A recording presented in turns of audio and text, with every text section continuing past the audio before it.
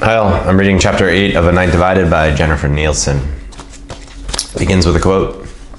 Fear was the most powerful weapon possessed by the Stasi. David Cook, British author. Years ago, Mama and some other women in our building used to garden in a small patch of dirt behind our apartment. They enjoyed the work, and the food from the garden was very good.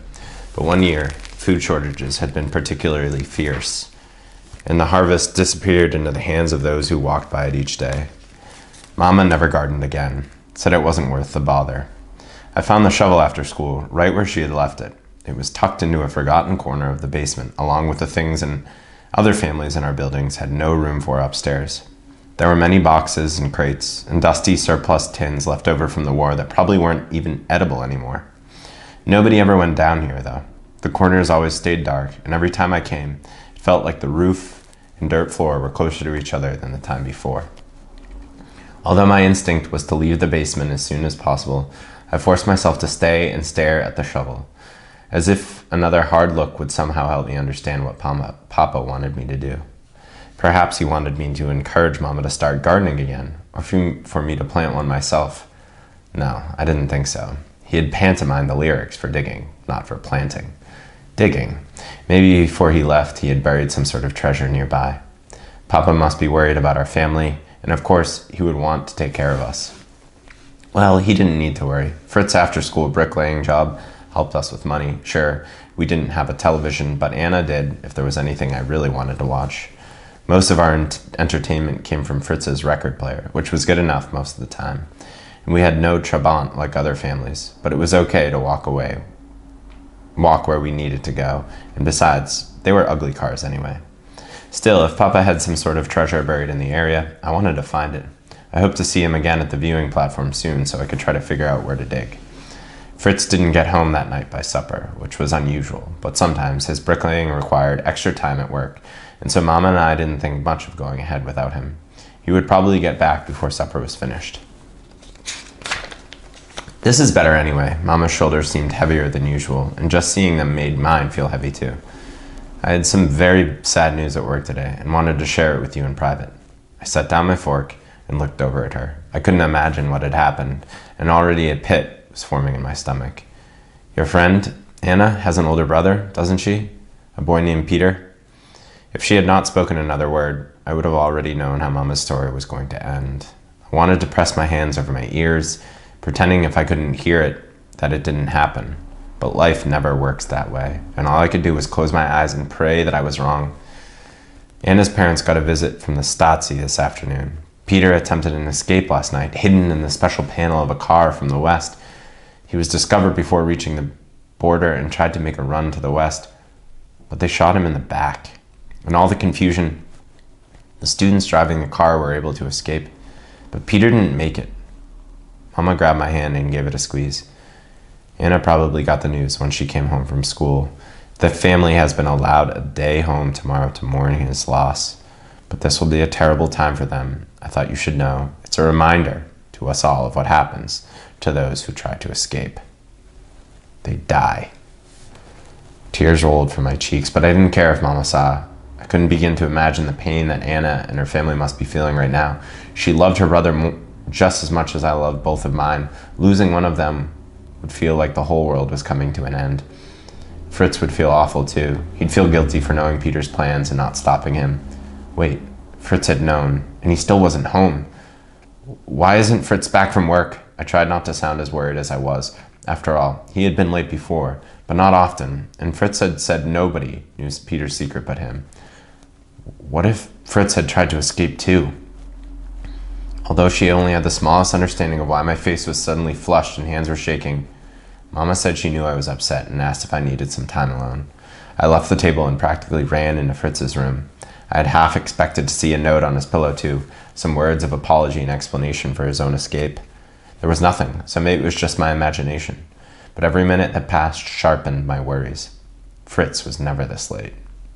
I reappeared in the kitchen, where my mother was finishing cleaning, except for a plate she had left for Fritz. Can we go to his job site and look for him? I asked. Please, Mama. Can we go and find him? Mama pressed her eyebrows together. Gerda, I know the news about Anna's brother upsets you, but Fritz and Peter were friends, I said. Fritz knew about the escape. Without another word, Mama set down her dish rag and hurried to get her coat. Minutes later, we were outside, pressing through the busy city streets deeper into East Berlin, where Fritz had been hired to help lay brick for a new building. So much of Berlin had been destroyed in the war, and even now, 20 years later, piles of rubble were still strewn about the city. The government was rebuilding as quickly as they could, but it took a lot of resources to maintain the wall. Their second priority was rebuilding public places, or areas near the border that were meant to show the world how superior our system was. It was behind the glossy scenes that everything remained in ruins. Every day after school, Fritz had been working on one of those high-profile buildings, and they were in a hurry because of some visitors coming from Moscow. A few men were still on the job site when Mom and I got there, but Fritz was clearly not one of them. She told me to stay back while she talked to the job foreman. I hated being left behind, but a man in his position wouldn't want me in the conversation. So I waited where I could see their faces as my stomach twisted into knots. In response to Mama's question, the foreman shook his head and his mouth was turned into a distinct frown. He checked his watch and then spoke to her some more.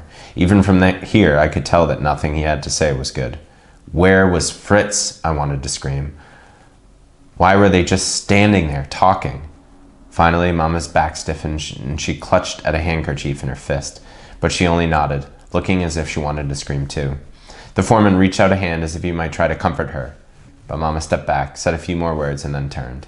Without speaking, she grabbed my hand and yanked me into a walk so fast that to keep up with her, I almost had to jog along. Where is he? I asked. Mama, where? Hush, wait until we get home.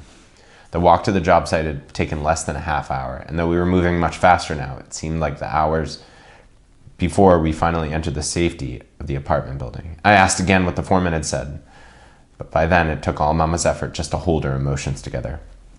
She didn't say a word until we were inside our own apartment, and her trembling fingers had locked the door behind us.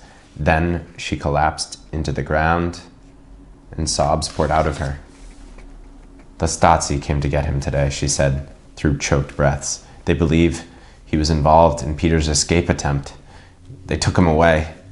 What will they do to him? I once overheard Papa telling my mother that he wasn't afraid of anything except our secret police. He said that if we were ever arrested, no matter what they did to him, his life would be over. I didn't know a lot about what had happened to people after the Stasi got them. The only people who knew for sure were either the agents or people subjected to their interrogations or tortures. They rarely talked about what had happened to them, if they ever returned. Even the locations of Stasi prisons were secret, so I knew Mama couldn't answer any of my questions. But Fritz was her son. Even if it was only based on instinct, she had to have some answers, some way to make this better. Except I had learned long ago that there were some things even a mother couldn't fix. She couldn't bring Papa and Dom back or bring us together. She couldn't keep me from missing them every single day, and nobody I knew could bring them down that wall. All my mom said was, they told Fritz it was only for questioning, but the foreman doesn't know if that's true. Then she turned to me. Are you sure Fritz knew about Peter's escape? He told me last night. And you waited this long to say anything? By the time Fritz had told me, Peter had already left. I'm sorry, Mama. She closed her eyes and the tears ran beneath her lashes like the steady leak of a pipe. I put my arms around her, hoping to comfort her a little. Go to bed, Goethe. I didn't want to. It wasn't my bedtime either. But I wanted more than anything to stay awake until Fritz came home, if he came home. I'm going to Mr. Krause's apartment next door, Mama said. He will know if there's anything we can do. We didn't see Mr. Krause as often as we used to, not since Papa left. Mama had brought him dinners after his wife died last year, but she also felt it was dangerous for the Stasi to believe that we were anything more than casual neighbors. If she wanted to see him now, then I knew how frightened she was for Fritz. Let me come too, I said. You've done enough. Mama snapped. Then her eyes softened. I didn't mean that. Please, just go to bed. I kissed her cheek, though I'm sure she didn't feel it, and I apologized again, though I wasn't exactly sure what I'd done wrong. On the way to my bedroom, I passed Fritz's room. The door was closed tight, which I found odd because it hadn't been when we left. Maybe he'd come home while we were out. I turned the handle and darted in, fully expecting to see Fritz on his bed with the Beatle albums turned low. I saw that record first, smashed on his floor like someone had crushed it beneath his boot. Fritz had a poster of Anne Margaret on the wall, supposedly a popular actress in America, but that had been ripped down and nothing but the tacked-in corners remained. The rest of his room was in disarray, with drawers pulled out and books thrown into his bed, but nothing else seemed to be damaged.